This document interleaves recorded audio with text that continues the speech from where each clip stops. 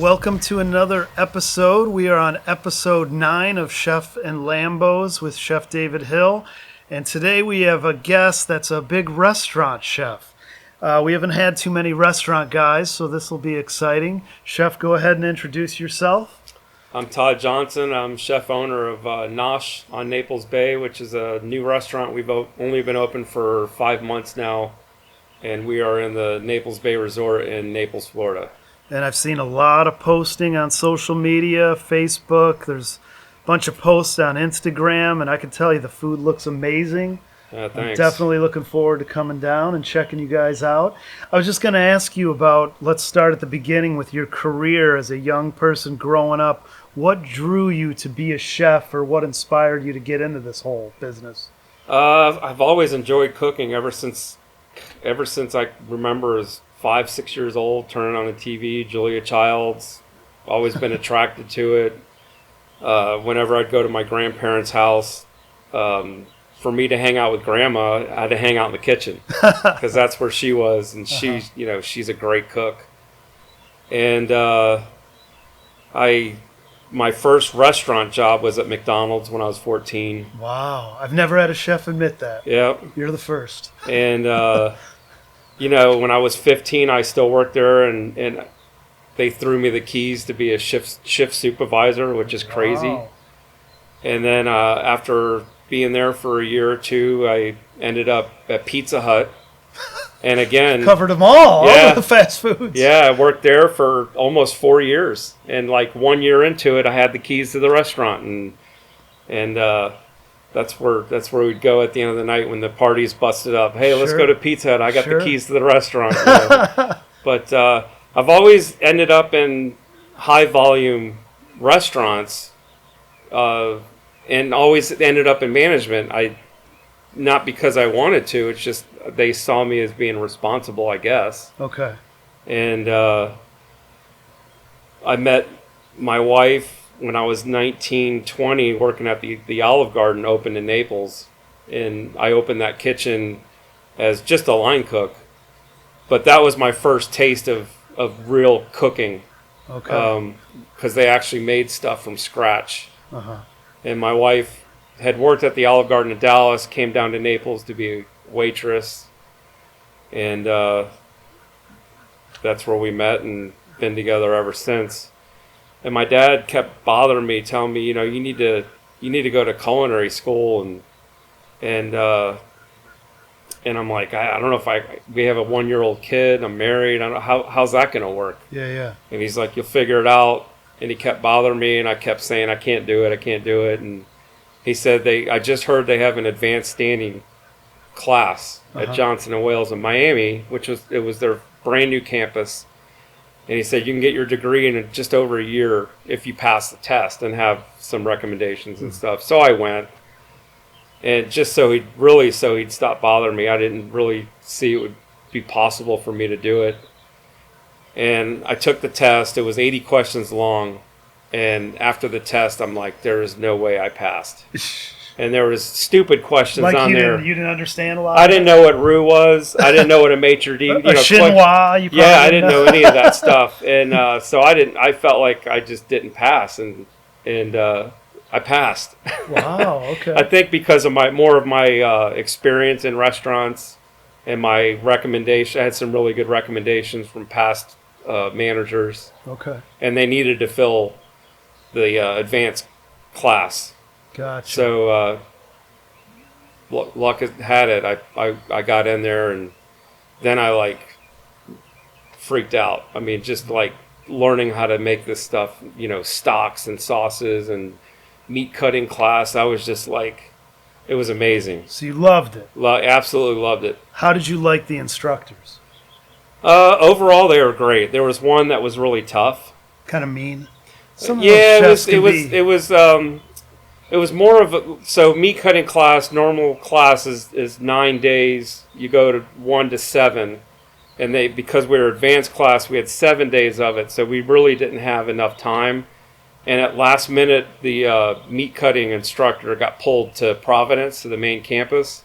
And so we had our stocks and sauces instructor and he was a vegetarian, and it was just a really bad. Basically we had this kid in our class, and he was straight A student. I mean, he was a genius, and he got a C.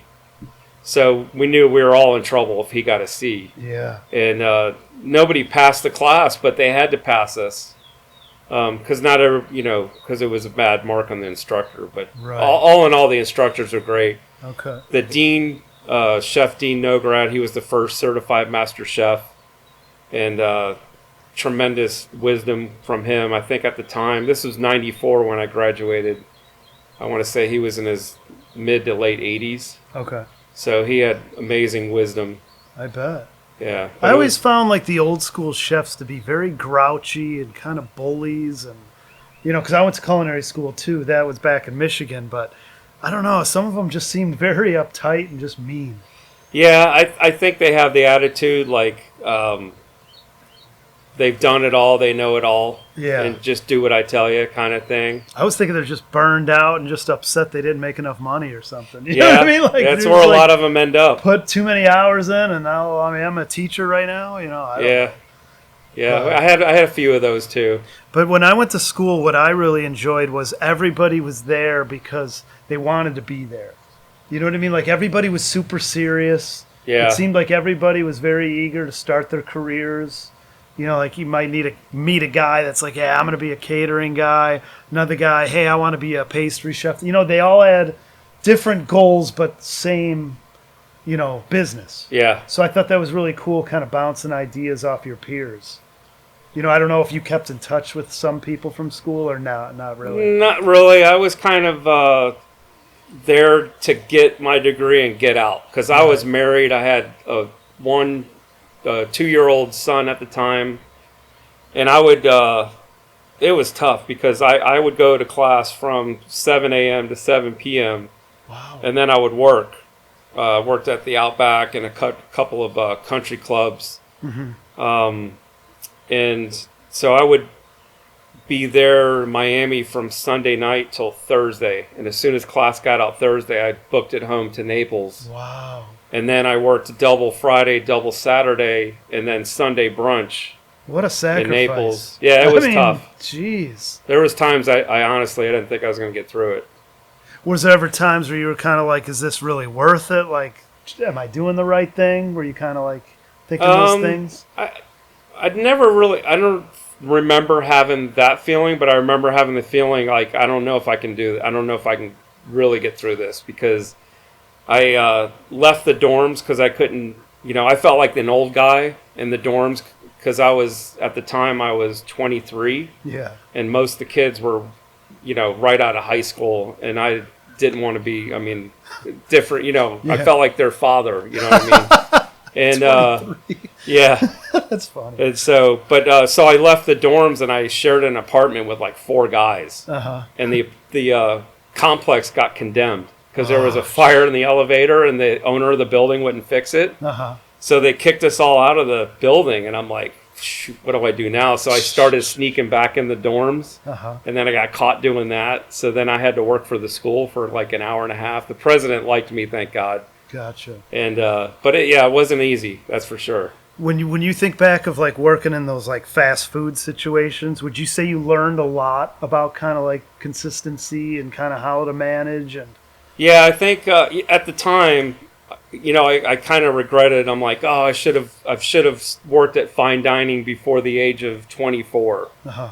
And at the time I regretted it, but looking back on it, it really, I think, was the best way because it really taught me volume. It taught me how to work with people, management skills, labor cost. I knew all that by the time I was 15 years old. That's awesome. And when you take those skills and you plug it into the culinary world, you can excel a lot faster. So you kind of enjoyed those numbers and kind of learning all that? Yeah. See, I was more of like hey, let's just cook. I don't want to get out the calculator, do fractions, and break down recipes. I hated that. Yeah. It's all in the head. It's all in the mind. That's right. Yeah. I don't know. I'm just free-flowing kind of guy, but I always hated it when they're like, hey, take this quiche recipe and let's make it for 80. I'm like, what? You know what I mean? Like, how am I going to do that? Right. But yeah, I was never a fan of that. But I mean, it's very valuable stuff. If you're going to open a restaurant, you need to know every little piece. Yeah, you do. Like in your case, it sounds like you're a jack of all trades where you can do everything, right? Yeah, luckily. And, once I learned how to cook from, properly going to school, I excelled pretty fast. Okay. When I moved down here, I just want to say, like, when I recognized you was that, the Gulf Shore magazine, you were someone who was very featured quite often. I want to say maybe around 2003, 2004. Yeah. I believe it was Rum Runners, maybe around those years. Yeah, that was the fourth restaurant week that I was partner in. Talk to me about that leap from learning your schooling and going into owning your first place. So I worked at Bistro 821. Okay.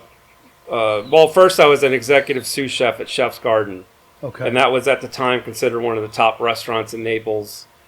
And it was low volume, and I liked working there. And the chef quit, and I thought I was going to be the chef.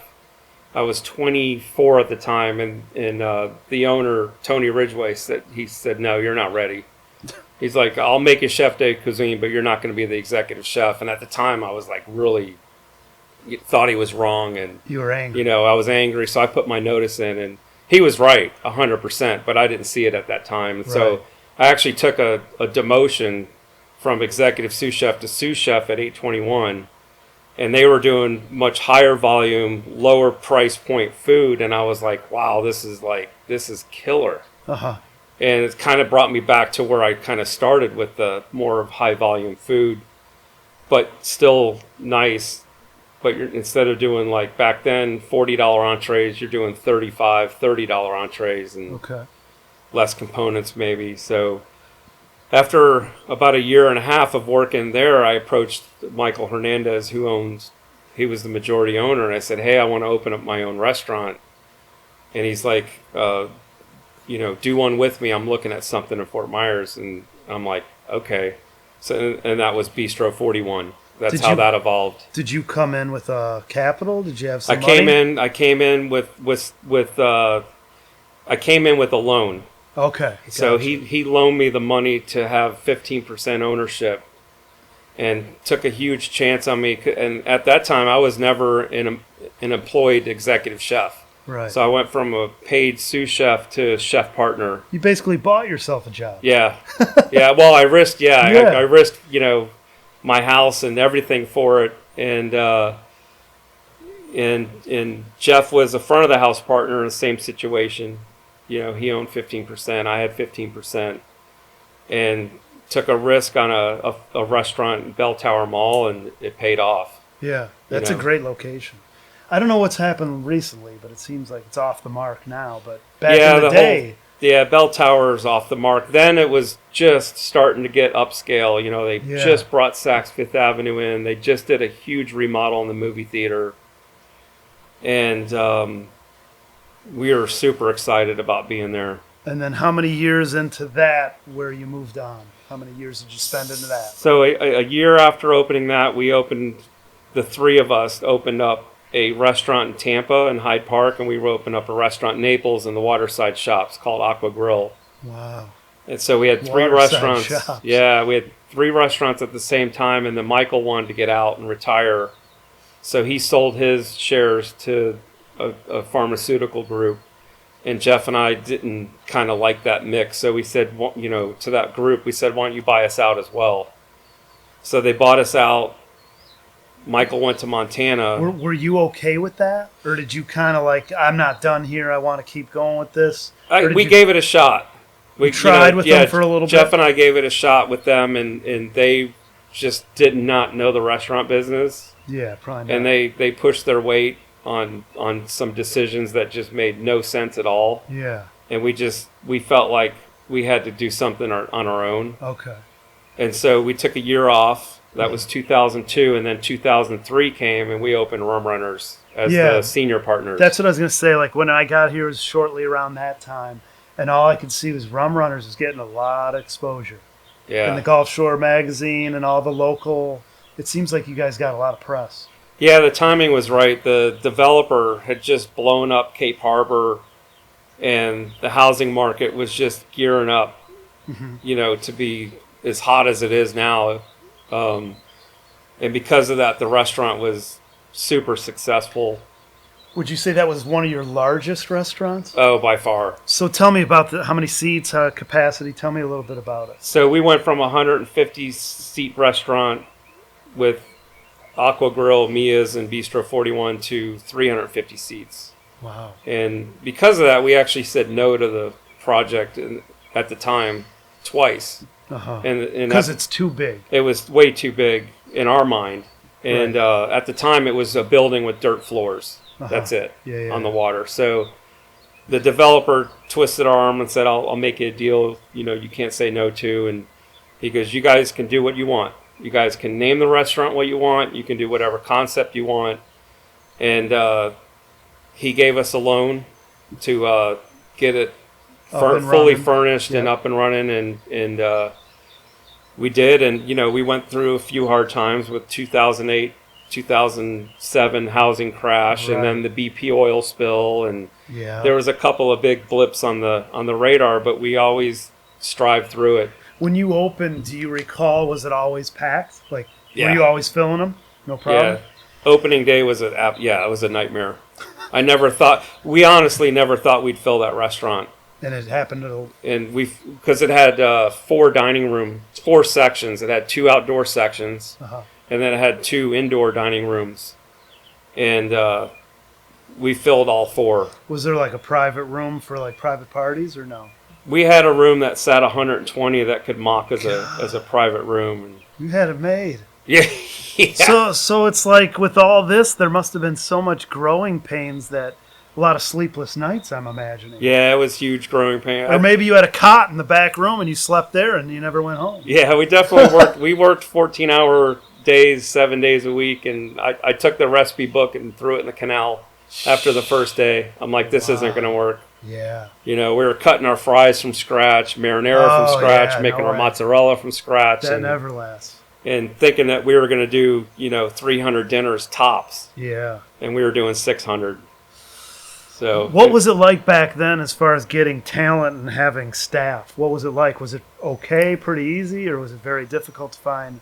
I thought it was difficult at the time, but looking back, nothing to complain about. Right. I'm just saying, I've talked to some people, and they say right now is almost one of the worst. It's I can't even imagine how bad it is now.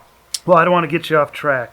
So tell me about, with that restaurant, did you feel you had a goal of like, I'm going to sell this place, I'm going to open another one, let's expand this? Like, what were your goals when you were in that place and you felt like you were hopping?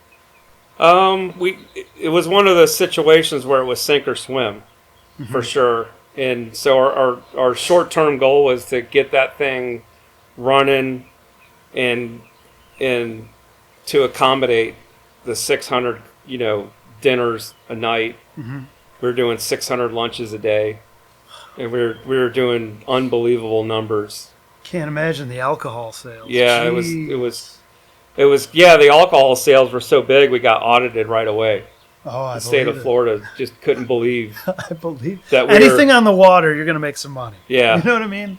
That definitely helps. So it took us 2 years to tame that horse. And then what changed? We opened another restaurant across the street called The Joint. Yep. And then a gelato shop because he built 2 15-story high rises. Okay. And so we had to expand the restaurant to accommodate Cape Harbor. Yeah. And to accommodate Cape Coral was growing significantly then too. Yeah. So we kind of felt like we had to do it. Because if we didn't do it, somebody else was going to. Okay. And so we thought, well, you might as well compete against yourself. So we created some totally different concepts, much smaller restaurant. And got some, we had some really good people working for us, really good staff. I'd say, when Rum Runners ended for us 18 years later, we probably had 15 employees that had been with us for 10 years or longer. Wow. At least 15. Did you actually live in the Cape when you were there? No. Where did you travel No, from? I lived in Naples pretty much the whole time. Oh, wow. What a drive. Yeah. That's a commute. Did you have a lot of backups with that bridge? I kind of got lucky because I was going against the traffic. Oh, so the most timings yeah, that you were going? Okay. yeah. So You got I was going into the Cape when most of the people were leaving the Cape Uh-huh. to work Fort Myers, Naples. So And what drove you out of that business? Like, why did you stop there? so my partners and I became kind of unsatisfied after 18 years later, unchallenged, and Was business still booming, though, business or slowing was very down? good. Yeah, Okay. business was, All the way till the end? yeah. The last year we were there was the biggest year we had. Okay. Which is pretty monstrous. Usually, when restaurants are 18 years old, they usually go slightly downhill. Right, because there's always new competitors coming on. Yeah, and those exactly. always get shine for a couple months. Right. So but the nail in the coffin was our landlord just didn't simply renew our lease. Oh. So see, I never knew that. yeah, so he told us 6 months before our lease ended. Why do you think that was? Just greed? I don't know. Maybe yeah, he was jealous? Greed. Yeah. That's the problem with a location that's as good as that. Right. It's on the water and right. And so yeah, that's my opinion, but I was kind of glad, to be honest with you. Was like kind of like the rents and everything going up every year, where he was trying to discourage you guys to get out? We had a good rent structure. Okay. We did 3 5-year leases with them, and so when we were trying to renew the last 5-year lease, we weren't getting calls returned, and so we kind of saw the writing on the wall. Right. So yeah, when we got informed that the lease was not going to be renewed, I was actually relieved, because now it forced me to do what I always wanted to do, and that's a passion project of what I'm doing now at Nosh. Right. So if I remember right, wasn't this was totally during COVID, right? Was the opening kind of? The opening of Nosh, yeah, it was when COVID was blooming with Delta really hard. Okay. Which was kind of tough. Yeah. So talk to me about when the pandemic started. Where were you? Was it, I'm guessing, the planning and kind of? So when the pandemic started, we were still at Rum Runners. Okay. And that was 2020. Yeah. Okay. That was a shock for everybody. Yeah. Oh my God, we just got shut down, and we had just that day had just gotten a $20,000 food delivery because it was a Friday. Wow. And it was right after St. Patty's Day in March, which is your busiest. I remember that. So many people missed out on that money. All those Irish bars, I felt so bad for them. Yeah, but I mean, typically in this area, Fort Myers, Lee County, Collier County, that's the busiest 14 days of the whole entire year, because the Red Sox come in for spring training. It's the weather's at its best, and when we got shut down, it was tough. Yeah, I mean, we had to put everybody on unemployment, including ourselves, and we carried everybody's health insurance for that whole time, just not knowing when they'd let us reopen or anything. Well, so what was the period like? Was it kind of like you're shut down for a little while and then you reopen and just kind of do to-go stuff? Yeah, we were shut down for a while, and of course you don't know when you're going to reopen, so it was really scary. So the only thing we could do was we fed all of our employees every day. We did family meal. We had 75 employees at the time. That's amazing. And so we burned all the groceries. The $20,000 you spent. Yep. and fed our employees every day, helped them through the unemployment process as best we could, and guiding them how to get do that online. And then we went into cleaning mode, and we did ripped a lot of equipment out, did some high tech, high pressure washing, cleaning. So when we did reopen, which we still didn't know when that would be, we would be looking, like a brand new restaurant again. So we did a lot of touch up painting. Nice. And then when we finally got the go ahead to open, we removed half of our tables and chairs. Because you were trying to do the spacing. Yeah, we were trying to get the spacing safe. and trying to be safe, and had the staff wear masks. Did you have any of those situations where the staff came in and one got sick and then the other got sick? Or was it chain? You know, fortunately, we didn't have that issue. I heard of some stories like that. Yeah, there were some nightmare stories, but fortunately we didn't have a breakout. Well, that's good. Unfortunately, it got political with the whole mask thing, and we would have customers come in and say, "Hey, I'll give you $20 if you take your mask off," and just silly stuff like that. And all we're trying to do is be the safest restaurant we can be. And, you got to keep people safe. Yeah. Like, I know, like, a lot of people on social media were kind of dogging the restaurants for the servers wearing masks, but I'm like, okay, that's your opinion, but if you're like 70, 75, you're going to want your servers acting like they care about your health and try to be safe. Yeah. So it's kind of, it's tough, you got to try to keep the common people happy. It is. And then there was a lot of pressure from media saying that restaurants should make the customers wear masks. Yeah. And we were like, oh no, you're not going to have a 16, 17, 18-year-old hostess tell a doctor or an attorney or, somebody who's making a good living to put their mask on. That's never going to go well. So we didn't take that approach. Okay. But we had our staff wear masks until the middle of summer, and then we went option only for our employees. Okay. So technically, what year and month do you remember when you actually got out of the Cape Coral restaurant? So our last day at Rum Runners was Christmas Eve. Wow. Yep. What a day that. Yeah. That's wild. Yeah, our lease ended the 1st. Was that kind of an emotional, like, how did you feel about it? It was tough. I bet. It was emotional, Yeah. It was funny because we worked it up to the last day, and, we were on servers and on cooks for, hey, if they didn't do something right, we were there and on them. And, in their minds, hey, this is your last day. What do you care if something's cold, or what do you care if the service isn't top notch? And, my partners and I have the attitude, if we're here working, it's going to be all or nothing. Right. And so we made sure the service and the food was the Rum Runner standard till the very last, till we locked the doors. I've been involved in maybe like 2 restaurant takeovers. And what happened, from my recollection, was the owners would never tell you. You'd be working till that last day, that last hour, and they'd be like, by the way, we're closing, we're done, we sold the place. And, I remember feeling kind of bitter about it, but as an adult now, I kind of get it, because if the word gets out, everybody's going to quit and go find a new job. Yeah. But so you took the approach that you let everybody know, it sounds like, in advance a little bit? Yeah, that was a really tough decision, because like you said, you don't want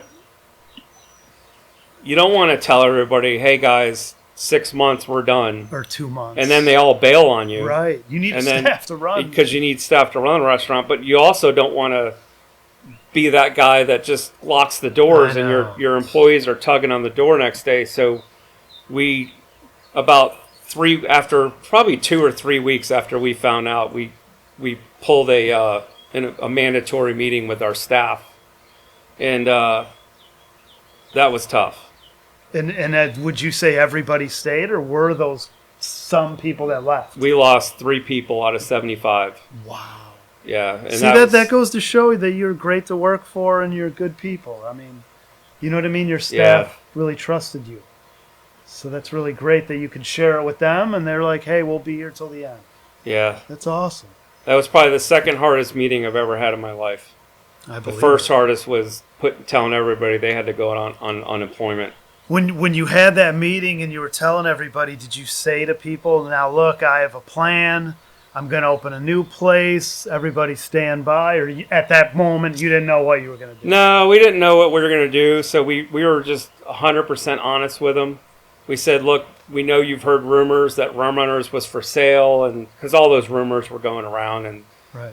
This person was going to take the restaurant over, and so we said, the rumor's not true. Rum Runners is not for sale. And we were straight up with them. And we said that, if we're going to be here till the very last day, we hope that you do the same, that you're here with us. If you're not, we understand. Yeah. And, it was tough. It was a 20-minute meeting. It wasn't dragged out. It was just an honest meeting with everybody. When you go through something like that, were you already pre-packed up, ready to leave the next day, or did you have to go back, get all your knives, get all your stuff, or were you already planning like, hey, I ain't coming back tomorrow? Oh no, I didn't pull my knives out of there until I think 15 days before Christmas Eve. Okay. Yeah, so it was business as usual. Yeah. That very night. Okay. Yeah. So we were rum runners just like we were the first 17 and a half years we were open all the way to the end. When you look back at your career so far, would you say that was your most successful moment? Financially, yeah. Okay. But culinary wise too, I guess. We did a James Beard dinner with some other chefs in town. Harold, Norman Love organized it, and chef from the Ritz, and Chef Fabrizio from Sea Salt. So there were some great moments, but I'll be honest with you, it's really hard doing 5-star food when you're doing 1,200 covers a day. Yeah. So no matter what anybody tells you, the quality suffers when you're pumping out those numbers. Okay. Yeah. And then when you're done with that whole restaurant thing, when are your juices flowing again? Like, hey, I'm ready to do another restaurant. How long before the time off? The juices didn't start flowing for me personally, until I found a location. Gotcha. And which is a great location. It is. It's killer. It's exactly, I knew where I didn't want to be more so than where I did want to be. Yeah. I know I wanted 150 seats. I knew I wanted an open kitchen because Rum Runners was not. It was closed. I knew that I wanted to be in a good location, but not necessarily on Fifth Avenue or 3rd Street or Mercado. Right. Because that's, high tourist, high rent. So I didn't want to be a part of that. Okay. And so finding a spot took me about a month, which seemed like a year. And once we got that location dialed in, then you can dial in the concept. And the concept was my dream concept, and that's high end. But was there fear on your part that you're still kind of dealing with the COVID stuff? Were you kind of like, maybe I should wait? No. I've never had second guesses with opening. Nosh was the 7th restaurant that I've opened as a chef partner. It's one of those things where you just jump in the deep end of the pool, and there's fears, of course, but there's never second guesses. You just go, full speed and stay in your lane and be true to the concept. Yeah. And then what's it been like as far as finding good employees, staff? Has it been easy or very difficult? What can you tell me about finding the talent? So finding talent's been difficult, but compared to other restaurants, not difficult. I don't know if it's luck. I don't know if it's my reputation, timing. I have no idea what it was, but we found some really good people right off the bat. We got, my brother Matt, we got him hired on as a front of the house managing partner. We hired a younger guy who had tremendous amount of, even though he was young, he had a lot of experience with Darden Group, with Capital Grill, Ocean Prime. So we hired him as a general manager and just kind of took it one step at a time. So you got some good bones. We got some really good bones. My wife designed the front of the house. She did a great job. And things just fell into place piece by piece. And in the kitchen, as far as the consistency and finding guys to kind of put out your vision, it's been okay as far as I got Richard House, who he worked for me at Rum Runners for 4 years. Okay. Maybe 5, and then he had left because he felt like he wasn't growing anymore. And when somebody feels that way working under me, I actually champion for them. Yeah. And I follow people who leave. So he left. He worked for Brian Rowland for a while. He worked for Charles Maraday for a while. He became, I actually helped him get an executive chef job for Sandy Stillwell. He worked for Rosie's Tomorrow. So he really got to see a lot of different things. And he did tremendous growing after he left me. And I was lucky enough to get him back when we opened Nosh. Wow. And so he's the chef de cuisine there. And see, there you go. And, you got people from the past that you know you can trust. Yeah. And they have a lot of integrity. So you probably can get away and take a vacation and not worry about the place burning down. Yeah, not yet. So it is kind of still a very stressful thing. Yeah, it's self-inflicted stress. Okay. You know, social media has been absolutely tremendous for us. Absolutely. I see the posts all the time. The reviews have been... People are very supportive. Yeah, very supportive, and that kind of like checks you. Yeah. You know, you're like, okay, now thanks to social media, they put you on this pedestal, which is fantastic, but now you got to live up to that pedestal because there's thousands of people reading these reviews. Yeah. Now they have an expectation when they come into Nosh. And so now you can't be the new guy. You can't, after 5 months, you can't have the excuse, hey, we're new. Sorry, we screwed up. Yeah. And so it puts a lot of stress to perform at a high level. But I think it's stress that you need. But that kind of pressure and what you're feeling and what you're thinking, does that kind of keep you up at night? Like you worry a lot? Are you kind of a worry person? I normally sleep pretty good, but okay. With this restaurant being 100% owner or 50-50 with my wife and I, it's definitely a change. Yeah, because now it's all on you. You know, so there's been some nights where you wrestle. Well, I know you're going to do well. Everything looks to be going well, but I have to ask, like, now that you're doing this and you're in it, what's the next plan? Is there going to be another restaurant, or do you have another goal? What do you think's on the horizon? There probably will be, but the main focus now is in my head, and I don't know if this is right or not, but in my head, anybody can do a great restaurant in 5 months. You're the new guy, right? And you get a lot of attention right away. You get a lot of attention, and so my goal now is, in me being in this business since as a chef partner since I was 26 years old, this is a marathon. Yeah. And so my goal is to really make this restaurant one of the best restaurants in Naples. Yeah. And then go from there. Well, I just want to share one story I had. I kind of have a negative attitude about restaurants because when I was a kid, I was maybe in my early 20s, and I was in a restaurant. It was like a family-owned thing. And there was a younger guy who was like a manager that was built to do everything. Front of the house, kitchen, if you're short, he would do everything. And the story was he was going to take over the restaurant. It was going to be like handed down. I don't know if he was going to make payments to the previous owner or whatever. But what happened was underneath him, the other owner sold it. And that guy didn't get it. And I was there when this transaction happened. Yeah. So what the guy did is he came in there with his wife and his kids saying, "What's going on? I thought I had a job." Just to kind of rub it in that other owner's face. You just put me and my family out on the street. Here I was doing 80 hours a week for you. You are using up my youth to make you rich, and you lied to me.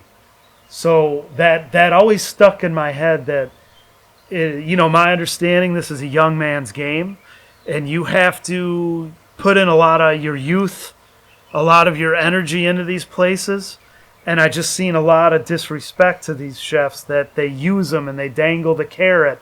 One day this is going to be yours, or you're gonna run this place one day, and I'm going to step away, and it never seems to happen. Yeah. And I just kind of feel like this is one of those businesses where there's a lot of lies sometimes told, and there's no contracts. You're just going to believe somebody's word that things are going to go this way for you, or things. And that's kind of why I took myself out the grid. I'm out on my own. I don't have, no backup plan, no nothing. I'm just off on my own and hope somebody calls. And luckily it's worked out for me. But I do feel for a lot of these chefs that you have to be cautious of who you work for and who they are as people, because sometimes they'll promise things that just are not going to come to light. Yeah. Have you ever witnessed anything similar to or heard about stories like that? Yeah, I've heard stories like that. And I've coached a couple of younger chefs that had talent that kind of got kicked to the curb. They would put in they would go above and beyond what their job description was, which was just executive chef, and they would really like self-promote the restaurant. And so I've always coached them, don't undervalue yourself. Yeah. And invest in yourself. Yeah. And borrow every penny you can, and take that risk. Yeah. Because the younger you are, the easier it is to risk. Right. You know, it gets harder as you get older because you get stubborn, and, you know, you start thinking about retirement. You know, when you're 26, you're like, well, I'm not going to, you know, I can't lose my house because I only have 5% equity into it. You know what I mean? Yeah. So you just go for it. Yeah. And so I've coached a lot of young chefs and just say, have, you know, put some value into yourself. Right. You got to build your name. Yeah. Build your name and borrow every penny you can. I mean, look, that's great advice. I couldn't have said it better. I mean, investing in yourself is the one thing you can always kind of like lay your hat on. Yeah. I mean, I wish some of these kids would kind of understand that when they go off to college. Yeah. That, you know, because it's so expensive. Sure. And just say, look, this is an investment in yourself. Yep. And so if you want to skip school and you want to not study and you want to, you know, go to these parties and stuff, it's your investment. Right. So, but yeah. Well, I just want to say thanks for coming, Chef. I definitely appreciate you and I respect you, and I think you're off doing amazing things as usual. And I mean, I think your career's set solid. I mean, you're not going to fail anytime soon. You're doing awesome things. Well, I hope not. Yeah. But you never know. Nothing's guaranteed. You're as good as gold. Yeah. Yeah. But I'm definitely going to come in and see you soon as I slow down a little bit. Yeah. But anyway, again, thanks for coming, and I really appreciate you being here. Yeah. Thanks for having me. All right. You It's have fun. a good one. Thank you. Thanks.